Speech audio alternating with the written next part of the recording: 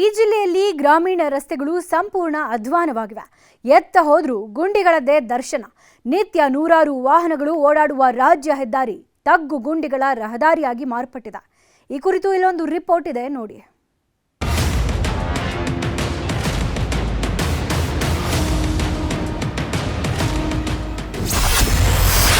Road ತುಂಬಾ ಯಮಗುಂಡಿ, ಕಾಯ್ತಿದೆ ಬಲಿ. 45 kilometre ರಸ್ತೆಯಲ್ಲೇ ವಾಹನ ಸವಾರರ ಸರ್ಕಸ್. ಹೀಗೆ ರಸ್ತೆಯಲ್ಲಿ ಬಲಿಗಾಗಿ ಕಾಯ್ತಾ ಇರೋ ಯಮಗುಂಡಿಗಳು, ಮತ್ತೊಂದೆಡೆ ಅಂಗೈಯಲ್ಲಿ ಜೀವ ಹಿಡಿದು ಸಂಚರಿಸ್ತಾ ಇರೋ ಜನ. ಇದು ಯಾದಗಿರಿಯ ವಡಗೇರ ಪಟ್ಟಣದಿಂದ ಶಹಾಪುರ ನಗರಕ್ಕೆ ಸಂಪರ್ಕಿಸುವ ರಸ್ತೆ. ಈ ರಸ್ತೆಯಲ್ಲಿ ಓಡಾಡಬೇಕು ಅಂದ್ರೆ ಗುಂಡಿಗೆ ಗಟ್ಟಿ ಇರಬೇಕು. ಪ್ರತಿಯೊಬ್ಬ ವಾಹನ ಸವಾರನೂ ಸರ್ಕಸ್ ಮಾಡಲೇಬೇಕು.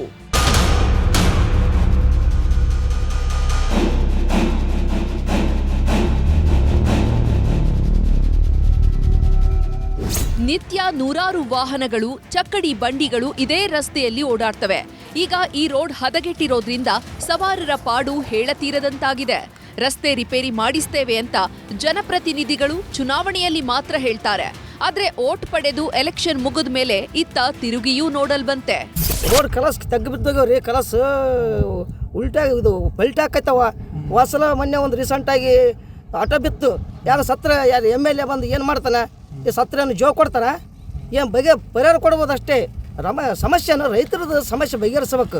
ಅವ್ರು ನಂಬಿಕೆಯಿಂದ ರೈತರು ಓಟ್ ಹಾಕಿರ್ತಾರ, ಆರಾಮ್ ಮನೆ ಕುಂತ್ರಂಗ. ಇನ್ನು ಸುಮಾರು 45 ಕಿಲೋಮೀಟರ್ನಷ್ಟು ರಸ್ತೆ ಸಂಪೂರ್ಣ ಹದಗೆಟ್ಟು ಹೋಗಿದೆ.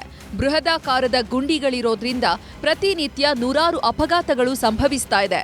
ಈ ಬಗ್ಗೆ ಜನಪ್ರತಿನಿಧಿಗಳು ಮತ್ತು ಅಧಿಕಾರಿಗಳ ಗಮನಕ್ಕೆ ತಂದ್ರೂ ಯಾರೂ ತಲೆ ಕೆಡಿಸಿಕೊಳ್ತಿಲ್ವಂತೆ. ಮನೆ ಕೊಟ್ಟರೆ ರೋಡ್ ಮಾಡ್ಸಕ್ಕೆ ರೆಡಿ ಇಲ್ಲ, ದಾರಿ ಸುಡುಗಾಡಾಗಿ ಹೋಗ್ಯದ. ವಡಗೇರ ಹೋಗ್ಬೇಕಂದ್ರ ನಾವು ಸುತ್ತಾರ್ಕೊಂಬರಕೋರ 20 ಕಿಲೋಮೀಟರ್ ದೂರ ಆಗತ್ತದ್ರಿ. ಹೇಳಿದ್ರೆ ಮಾಡ್ಸಮ್ಮಂತ ನಾವು ಒಂದು ಕೆಲಸ ಮಾಡಿಲ್ರಿ. MLA ಸಾಬ್ರು ಒಂದು ಕೆಲಸ ಮಾಡಿಲ್ಲ. ನಮ್ಮ ಟೇಕಳ ಗ್ರಾಮದ್ದು ರೋಡನ್ನ ಎಲ್ಲ ಹದಗೆಟ್ಟು ಹೋಗ್ಯಾವ್ರಿ. ಗಾಡಿ ಬೀಳಕೈತಾವ, ಗಾಡಿ ಬಿದ್ದು ಪಜಿತಾಗಿ ಹೋಗ್ಯದ. ಮನೆ ಬರ ನಮಗೆ ಗೊತ್ತ್ರಿ. ಒಟ್ನಲ್ಲಿ ಗುಂಡಿ ಬಿದ್ದ ರಸ್ತೆಗಳು ಸುಗಮ ವಾಹನಗಳ ಸಂಚಾರಕ್ಕೆ ಅಡ್ಡಿಯಾಗ್ತಾ ಇದೆ.